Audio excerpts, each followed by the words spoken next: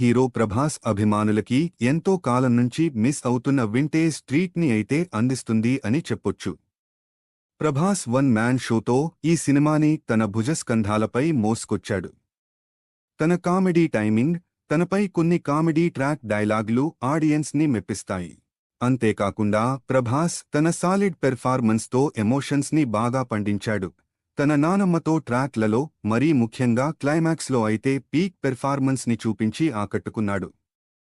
తనతో పాటుగా ముగ్గురు ముద్దుగుమ్మలు నిధి అగర్వాల్, రిద్దికుమార్ అలాగే మాళవిక మోహనన్లు డీసెంట్ స్క్రీన్ స్పేస్ ని దక్కించుకోగా ఈ ముగ్గురితో ప్రభాస్ రొమాంటిక్ అండ్ ఫన్ ట్రాక్లు ఓ మోస్తరుగా బాగానే అనిపిస్తాయి.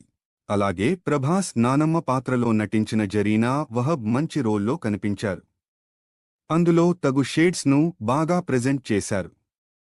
ఇక మరో ముఖ్య నటుడు సంజయ్ దత్ నుంచి ఓ ఇంట్రెస్టింగ్ రోల్ అని చెప్పొచ్చు.